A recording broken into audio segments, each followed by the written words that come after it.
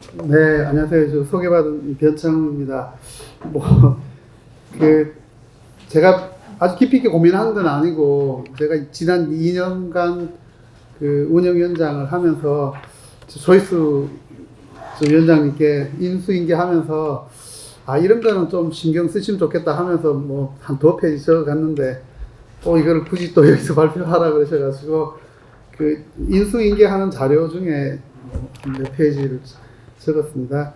같이 한번 또 고민해봐도 되지 않을까 싶긴 합니다. 총회가 있기 때문에 제가 간단하게 좀 몇 가지만 좀 말씀드리겠습니다. 우선 이제 우리 포용과 혁신이 어떤 위상을 갖고 있나, 그 다음에 이제 그동안 우리가 어떤 걸 생산했나, 그 다음에 이제 어떤 영향이 있었나, 그 다음에 이제 앞으로 그걸 어떻게 해야 되나, 그런 간단한 얘기입니다. 다 아시는 내용이고 같이 아마 고민하시고 한 내용이지 않을까 생각을 합니다. 우리가 지금 이제 포용과 혁신이 우리 스스로도 그렇고 밖에서는 어떻게 볼까 저도 계속 좀 궁금하기도 하고 주변에 물어보기도 하고 이렇게 합니다. 아시는 것처럼 이제 좀 비교적 진보 개혁적인 싱크탱크 중에 하나이고 수많은 대표적인 게 이 정도 좀 있지 않을까, 그죠? 근데 이제 그 중에서 우리가 어느 정도 이상인가, 이상이라는 게 인원수도 아니고 영향력, 출판, 하여튼 여러 가지로 봤을 때 저도 지금 숫자로 보면 꽤 크지만 또 영향력에서 우리가 어느 정도인가는 가늠하기는 좀 쉽지 않은 것 같아요. 다만 이제 이게 굳이 보자면 몇 가지를 한번 살펴볼 수 있는데 우리는 분야가 좀 여러 분야에 좀 걸쳐 있어서 이렇게 일부 이제 우리랑 비슷한 게 이제 사이제, 지역경영원, 선후제, 대전환 포럼이 약간 좀 종합 싱크탱크 역할을 하는 것 같고 또 복지국 소사이어티나 이런 데는 좀 노동이나 좀 분야별 전문성이 있잖아요. 하여튼 그렇고 그 다음에 이제 정당 연구소보다는 아무래도 정책 좀 중심일 거고 그 다음에 우리를 자세히 들여다보면 외부 확산보다는 좀 내부 회원 중심으로 좀 움직이는 게 아닌가. 그러니까 이제 출판물이나 기고, 홍보 이쪽에 좀 아무래도 좀 소극적인 것 같아요. 그 다음에 이제 밖에서 보면 전직 이렇게 기관장이나 고위직 또는 역할을 하셨던 분들이 중심이 된 게 아닌가. 그래서 이제 밖에서 봤을 때는 좀 이렇게 전직 있는 사람들 중심으로 돼 있다 보니까 이게 네트워크와 공감 확보에는 좀 도움이 되지만 또 실제 가까이 접근하기 좀 부담스러워하는 그런 게 좀 있는 것 같아요. 그 다음에 이제 그렇게 현재에는 이런 이미지 또 바깥에서 우리를 바라보는 거 여기에 대해서 우리가 좀 만족하는가 아니면 또 새로운 방식으로 우리를 좀 재설계해야 되는가 한번 같이 고민해보자 이런 생각입니다. 그래서 이제 우리가 그러면 어떤 기관을 좀 롤 모델로 설정할 거냐 이런 것도 한번 좀 고민해볼 필요가 있을 것 같은데 가령 이제 영국의 이제 IPPR 같은 이런 기관이나 NEP 그 다음에 이제 미국의 이제 캡 같은데 아예 이제 투사처럼 이렇게 나서는 기관이고 브루킹스 연구소는 어쨌든 약간 중립적이면서도 견고한 이론적 토대 이런 것들을 중심으로 하고 있고 그 다음에 이제 이런 캡 같은 데는 지표 같은 거를 만들어 가지고 하고 근데 우리는 그러면 어떤 걸 통해서 우리의 영향력을 확대시키려고 노력하는가 이거를 그러니까 연구를 통해서 하거나 또는 이제 우리 지역 경영원을 보면 평가 지표를 통해서 영향력을 좀 나름대로 발휘하고 언론 홍보를 늘리는데 우리는 그러면 뭘로 하느냐 또는 이제 그러면 운동으로 하느냐 대국민 홍보나 교육이나 이런 프로그램을 하느냐 아니면 유튜브나 이런 것처럼 뭘 하느냐 이 부분에 대해서는 아직은 명확하지 않는 것 같아요. 그래서 지금까지 이제 우리의 성과를 이렇게 보면 가장 대표적인 활동은 우리 이제 연구위원장님께서 노력하셔서 이제 계속 지속적으로 운영되고 있는 목욕 포럼인 것 같아요.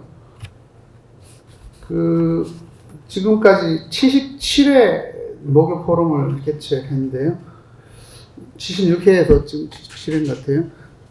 그 다음에 이제 정책 토론회 및 세미나를 지금 연 5회 정도 했고, 유튜브 동영상을 지금까지 여러 차례 했는데, 올린 걸 보니까, 제가 유튜브 그걸 보니 지금 이제 한 24회, 45회, 55회, 뭐 35, 이 정도 수준밖에 안 돼요. 그러니까 적극적으로 좀 알리는데 좀, 이제 성과가 좀 약했다 이런 생각이 들고, 또 출판물과 관련해서도 단행본 출판이 이제 2017년 이후로 우리 이름으로 나온 거는 사실은 없었던 것 같아요. 개별적으로 이제 여러분들, 안성호 원장님이나 여러분들이 하셨지만, 이게 이제 포용과 혁신의 공동 성과물이다 이렇게 얘기하기는 좀 어렵지 않았을까 이렇게 생각이 좀 들고요. 그 다음에 이제 그 기고와 관련해서는 한겨레 신문에 이제 2023년부터 3년에 좀 꽤 오랫동안 포용과 혁신 나눔 신설해서 활동을 했었는데, 이제 그러다가 중단이 됐고, 원룩소도 지금 2023년에 그때 동시에 하다가 좀 중단이 됐죠. 지금은 이제 그 부분이 상당히 좀 줄고 있는 게 아닌가 이렇게 생각이 듭니다. 그래서 지금 이제 그동안 한 거를 보면 그 긍정적으로 보면 이제 그동안 지속적인 공론의 장을 좀 마련해서 각 분야에서 이제 그동안 경력과 학식을 갖춘 전문가 네트워크를 구축했다는 점, 그리고 각 분야에 걸쳐서 그 근본적인 현안 문제나 개혁 방안에 대해서 목요 포럼에서 지속적으로 좀 논의해왔고, 또 정치적인 개혁 과제, 특히 이제 선거를 임박해서는 우리가 이제 각종 세미나, 간담회, 정책 제안서, 뭐 성명서 같은 걸 또 발표했고, 또 현안 이슈에 대해서 사실 우리 그 텔레그램에 엄청나게 많은 자료들이 올라가 있고, 또 격렬한 토론이 이루어지고 있는 거, 이것은 상당히 우리의 좀 성과가 아닌가 이런 생각이 듭니다. 그 다음에 이제 약간 좀 아쉬운 생각이지만, 학문적으로, 정책적으로, 또 정치적으로, 또 대시민 영향력 측면에서는 좀 약간의 좀 한계가 있지 않는가. 우선 학문적으로 우리가 이제 사실 아주 실무 경험이 뛰어나고 또 이론적으로도 훌륭한 분들이 많이 모여 있지만, 이분들이 같이 모여서 결합한 연구 성과를 또 대외적으로 좀 이렇게 크게 발표해서 또 반향을 일으킨 성과가 있었나 좀 반성해야 되지 않을까 생각이 들고, 그 다음 정책적으로 포용과 혁신이라는 딱 이름을 떠올리면 내거는 대표적인 정책이 뭔가. 한때 이제 우리가 이제 공화주의를 주장했는데, 그게 이제 가령 뭐 국정 핵심 과제로 채택이 된다든지, 그 다음에 이제 우리가 냈던 대표적인 이제 브랜드 정책이 국가의 정책이나 또는 뭐 국민적인 이슈가 되거나 확산된 경험이 좀 있었나. 그 부분이 약간 좀 한계가 있지 않은가. 물론 이제 개별적으로 또 캠프나 또 정책의 자문이나 또 여러 가지 지원을 하고 있는 것은 맞지만, 그게 이제 포용과 혁신은 브랜드 이름으로 된 거는 조금 약했던 것 같아요.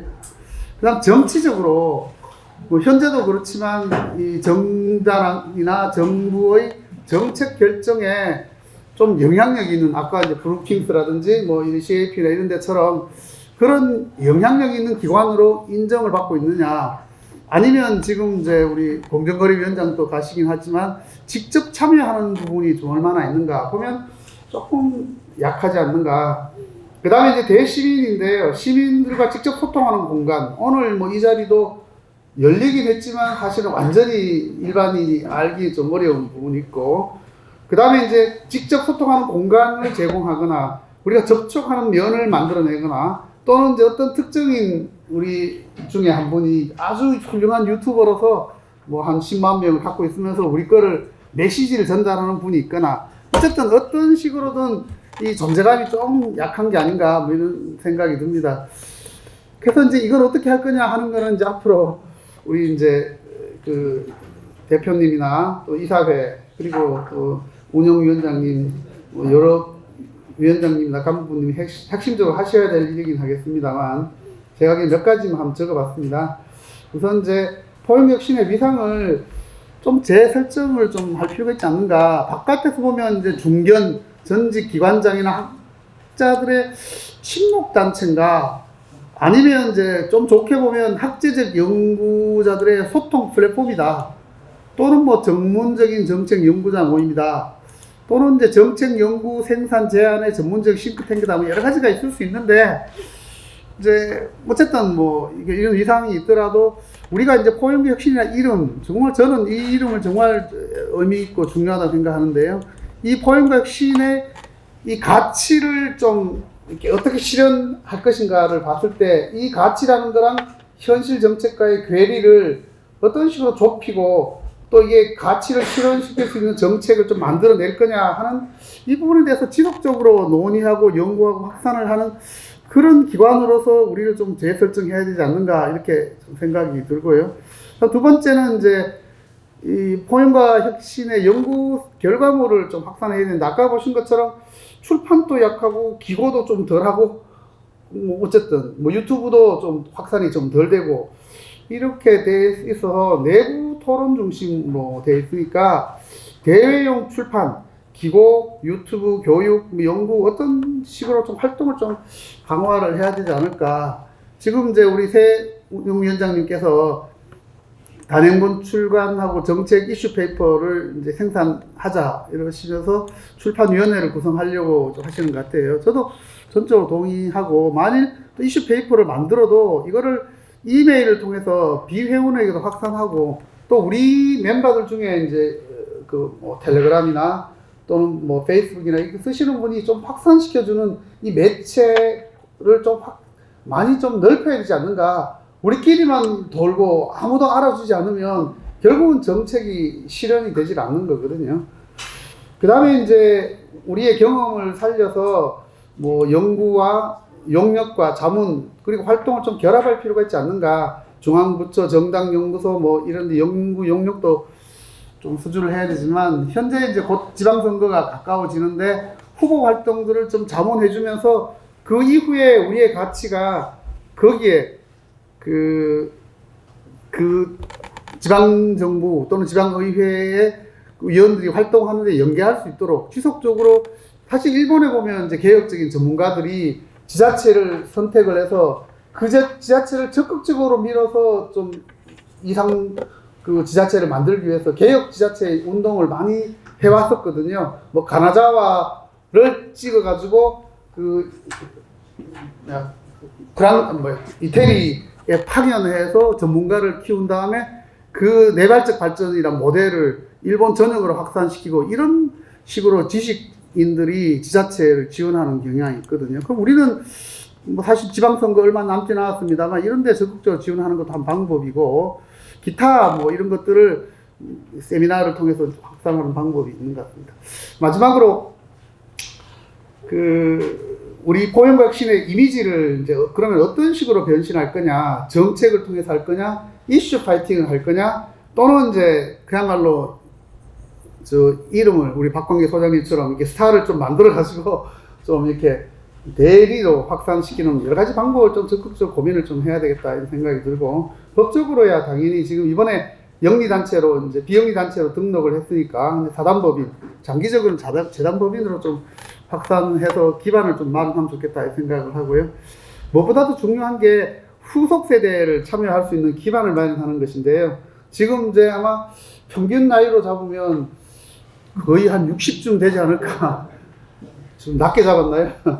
그러니까 지금 후속 세대를 한 명 모셔올 때마다 뭐 특별한 인센티브를 주든 표창장을 주든 하여튼 좀 해야 될 것 같습니다. 그리고 무엇보다 중요한 게 이제 안정적인 재원이나 활동 공간을 좀 마련하는 그런 큰 비전을 좀 실현하기를 빌겠습니다. 제가 숙제를 잔뜩 남겨놓고 지금 갑니다. 이상 간단히 의견을 말씀드렸습니다. 네, 고맙습니다.